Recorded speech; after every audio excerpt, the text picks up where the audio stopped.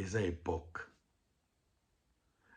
wana babengaka vie na biso Quadra Koraman, suivez les guides. Époque oyo mpe eza fali 3 arena tobenga epe Quadra Arena tokoki kobenga epe suivez les guides po ye pa alakisi biso nzela ya 3 arena. Donc quelque part akozala mpe suivez les guides. Bino bao bobenga fali faux chanteur. Maître na ye papa na ye Koffi Olomide. Est-ce que ça benga fali faux chanteur? Soka ça benga faux chanteur bon memela biso preuve. Est-ce que bosi boyoka tali solo Koffi benga fali faux chanteur? Période fali ayaki na quartier latin. Eza période où Koffi était presque fini. Mais fali ayaki apesi Koffi joie na espoir. Ye moko pe le vieux ayebi pe aloba yango. N'époque fali ayaki eza époque où batiaki embeli. Mais tant qu'il fallait à côté quartier latin, le vœu s'est retrouvé. À Botamesika, n'est-ce pas? Yasika, du nouveau, Sendwave. Sendwave est une application où ils ont aidé biso lelo bana mboka, Congo Kinshasa, Congo Brazzaville, toti nambongo sans frais. Ozoti nambongo frais ezate. Télécharger yango na téléphone na yo, ozana Android, to ozana Apple, télécharger yango, chaba coordonnées na yo, olandi procédure, ochiba coordonnées bancaires na yo, tindi mbongo na Kishasa, bazu yango na Airtel Money, to na Orange Money, na M-Pesa. Soki ochie mbongo, code promo Congo 10. Kobosa na te kocha code promo Congo 10. Soki ochie code promo na yo, na Kishasa otindi $10, bakozwa $20. Ozwi tindi $30, bakozwa $40. Code promo Congo 10, yango ezo pesa yo bonus wana ya $10. Ndeko kaka sikoyo. Télécharger application code promo Congo 10. Ya boye, ezalate. Sendwave, elengi yo wapi. Merci. Salut. Vous êtes sur Congo 10, version YouTube. Voilà, conception sika. Tomeka peko pesa opinion na biso, tomeka peko pesa ndenge tozomonela makambo ngwa musique ezokende. Ça sera une émission sans polémique, sans parti pris. Alors, lelo, le premier numéro, je voulais tomeka kosolana un peu sur ce qui se passe na musique na biso pour artiste Fally Ipupa. Bandeko Fally Ipupa, c'est un Congolais, né et grandi à Kinshasa. Né à Bandal. A bandi musique na quartier, ti a commis na quartier latin. A évolué na quartier latin, a sali banzembu na quartier latin. Batu bayemba banzembu ne batu basepela na banzembu na ye. Nenga kezalaka, un jour il a quitté son vieux Koffi Olomide. Aluki asa la carrière nae. Aya moment ezaki benda bika, esipendi kotoyo, bosimbi kotoyo. Mais tokomi esika tokomi. Tokomi wana ndenge nini toyebi te.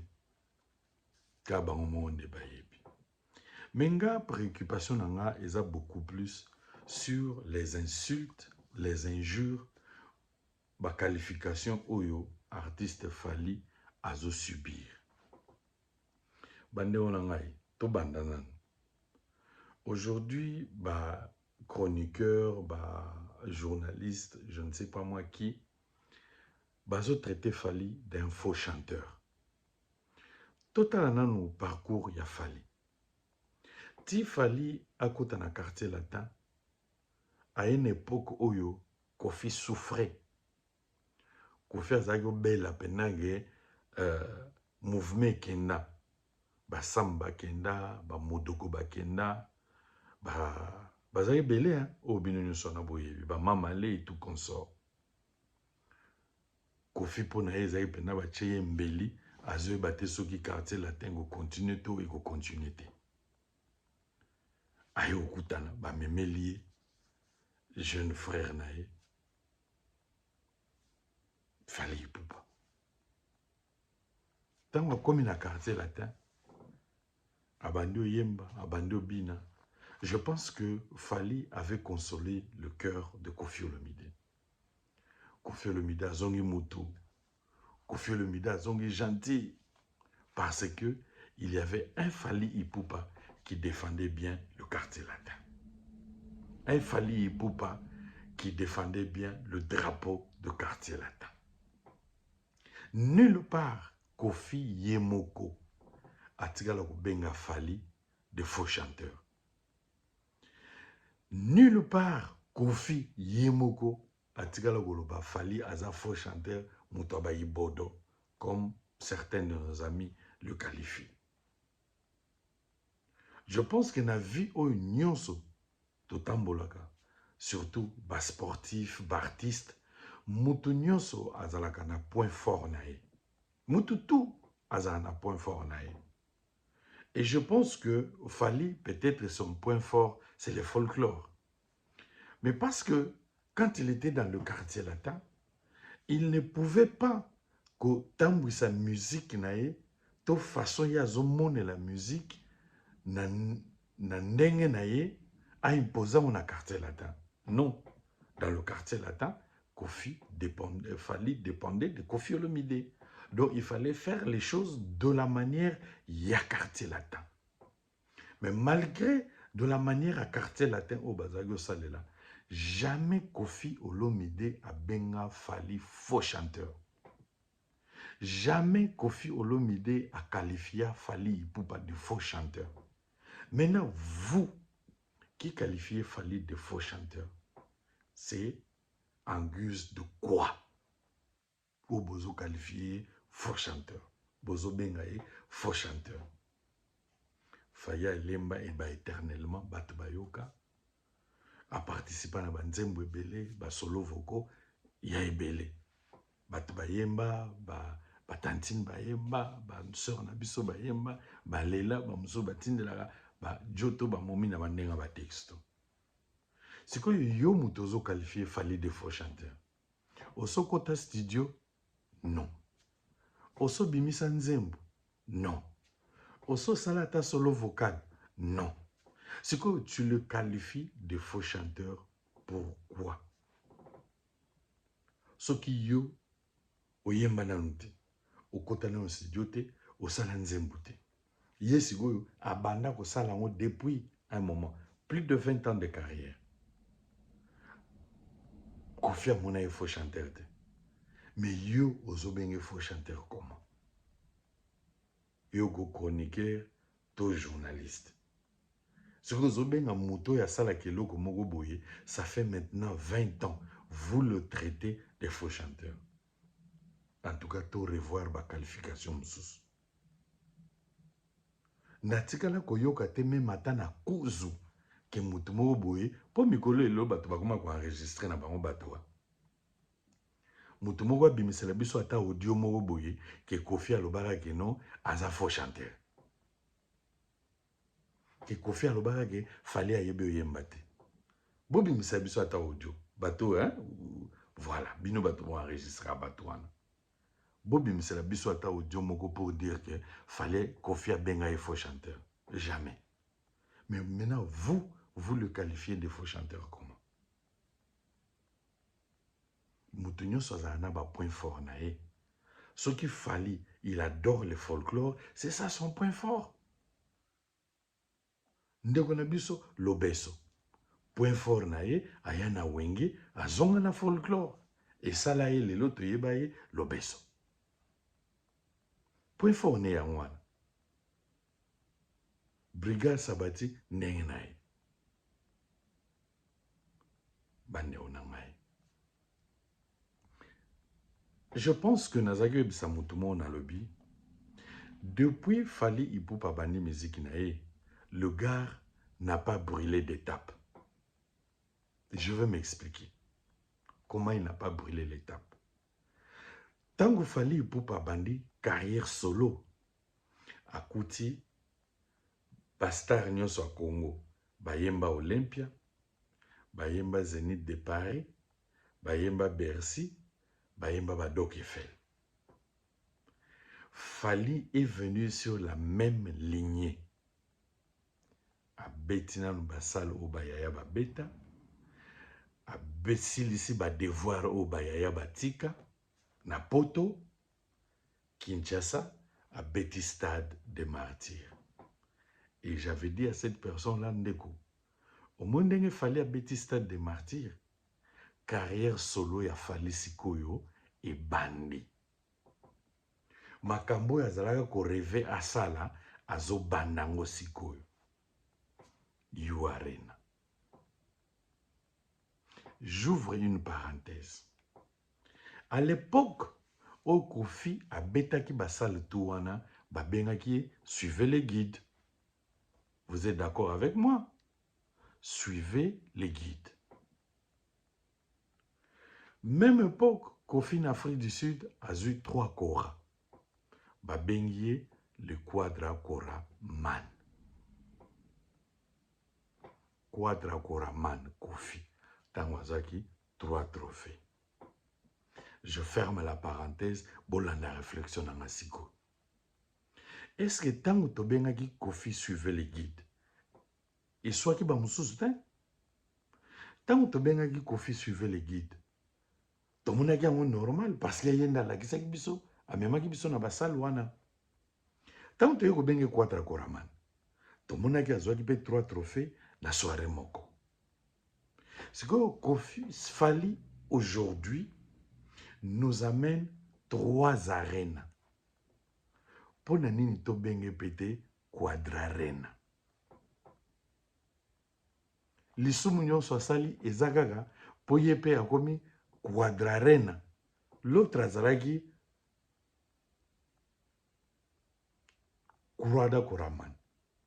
Yesigo Quadra Arena. Mabezata. Et loko ne loko ezana époque nango.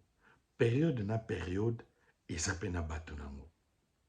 Moi je pense le problème aujourd'hui qui tue ba leader na biso ya kala o ya mikolo balingaki ko préparer une nouvelle génération te ezo relève balingaki te balingaki kaka bango batikala na trône ba jeune wana baza toujours bana misala na bango ba jeune wana baza la bangamba na bango c'est ce qu'ils voulaient parce que à l'époque où Fally Ipupa avait demandé à Kofi grâce à l'album. Moi, je pense, si Kofi était intelligent, je ne dis pas que Kofi Azazob, excusez-moi, mais si elle était intelligent et prudent, parce qu'il savait les talents de Fally, Kofi ne manquait pas l'argent de produire Fally. Kofi pouvait produire Fally, époque à droit chemin. Mais les Lelo, Azo jouir peut-être dans Makamotouane. Mais parce que pour ça ya Kofi ezalaki te amona Fally esika aza lelo. Pour ça ya Kofi ezalaki te Fally akoma esika aza lelo. Ça c'est un fait. Selon moi, on peut beau expliquer, mais voilà selon moi. Soki Kofi alinga asepelaki place Fally aza lelo, mais le tozomona oyo nyonso tozomona te. C'est ça le plus grand problème. Oyo ba artiste ya minene ba obasala kombo na RDC bazo souffrir nango. Ba préparer jeunesse moko boité ils ont relève. Balinga ka bango ba dondo. Fally lelo a memeli biso 3 arènes. To benge pe Quadra Arena. Que ça ne pose pas problème et so mutute. Parce que ça série na ye. Toui ko benge pe suivez les guides. Parce que a memi biso na arena, azo mema biso na Ovo Arena, et puis azo mema biso na ING Arena na Belgique. Tokyo benge pe suivre les guides, n'est-ce pas? Est-ce que na bi mabe? To réflexion na ngeza mabe. Bandego, to yeba kondima mutu na époque na ye.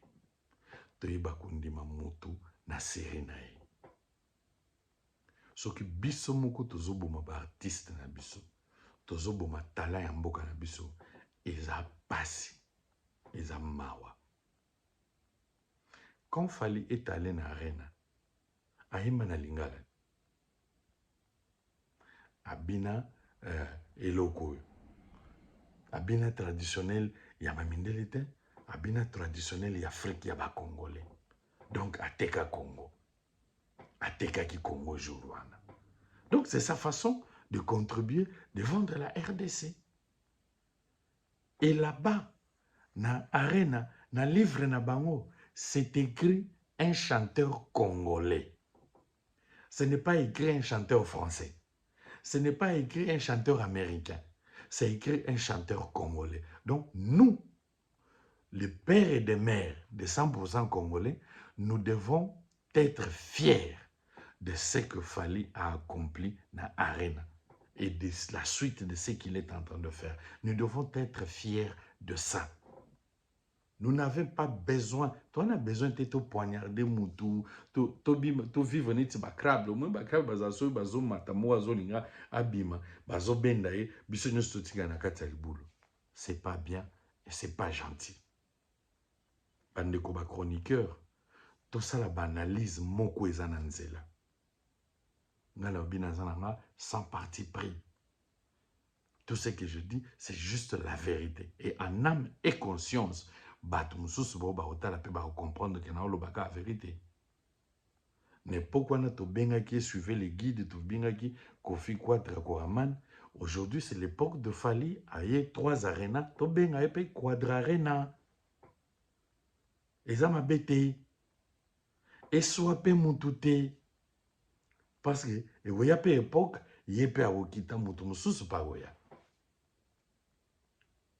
Voilà pourquoi, dans le bino bandeko, vous soutenir artistes, vous soutenir Congolais, tout le monde a bakan, tout le monde a bakan. Abonnez-vous s'il vous plaît sur notre chaîne et partagez. Tout mes sananao, Fally Ipupa, Quadra Arena. Tout mes sananao, et ça a pas cité, et tout ça pété, les époques.